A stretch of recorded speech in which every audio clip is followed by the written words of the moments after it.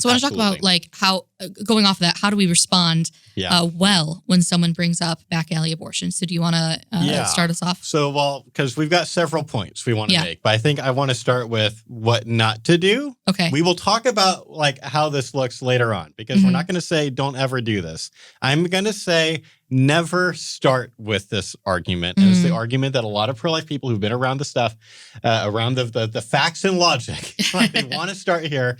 Do not start with statistics. We're going to talk about, in this podcast, about the history of this argument. We're going to talk about what was actually going on pre-Roe and how dangerous it was and how, spoiler alert, pro-choice people were knowingly lying. We're knowingly exaggerating about this. We will get into that. I'm just saying, don't start there. It's so tempting. It is. I've been there, okay? So, like, a lot of the stuff that we're going to get into then, like, I was able to pull because I collected all of this stuff from a speech I used to give. I didn't give it that many times, but I did. I had this speech. I thought it was so clever. I kind of like taken some things that Scott Klusendorf had collected a long time ago in a book that no one can find anymore, but it collected like all these different like pictures of articles and things. And I just noticed there's a lot of pro-choice arguments that you can respond with their own side basically debunking it. So I made a whole speech. It's like proving pro-life points with pro-abortion materials, which just the title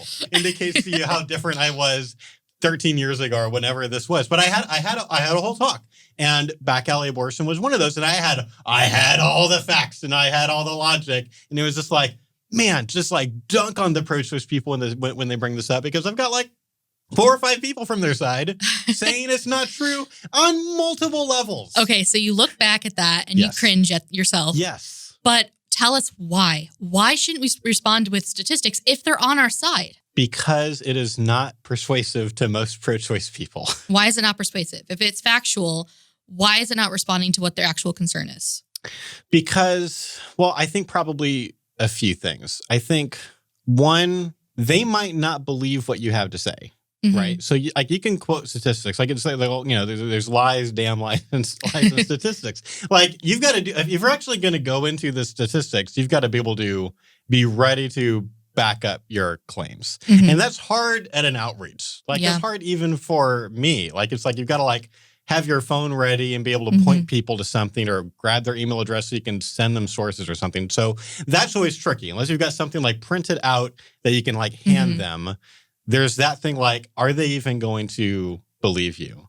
But secondly, I think it's like, and this is kind of why sometimes I joke around when I talk about facts and logic, when conservatives start or maybe emphasize or maybe only sometimes talk about facts and logic, a lot of times then you end up having this thing where conservatives and people on the left are missing each other. Yeah. Right? And this kind of goes back to that Jonathan Haidt stuff that we've talked a lot about, where typically the primary drivers of people on the right are going to be things more like justice and traditionalism and reacting to disgust, whereas people on the left tend to be primarily driven more by things like compassion.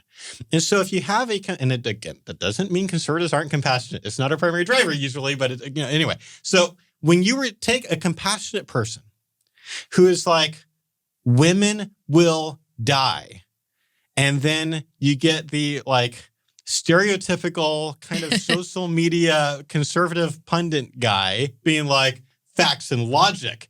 There's not that many of them that will die. It won't be millions that'll die. It'll only be thousands. Like it sounds so uncompassionate to the pro-choice person.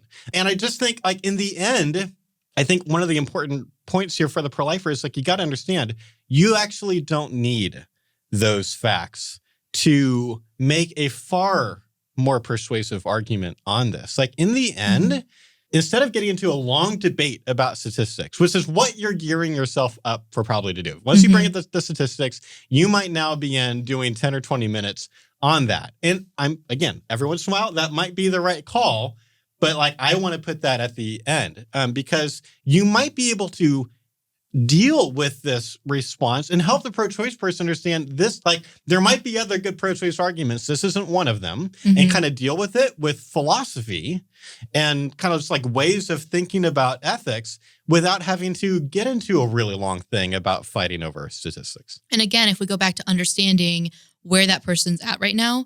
When they're asking this question, they might have that image in their head of the woman who's died from a self-induced abortion. They might have their relative or themselves in their head. And so they're like, well, what about this person's life? Right. And you're like, well, they're a minority. Right. Whoa, the worst. Bad on so many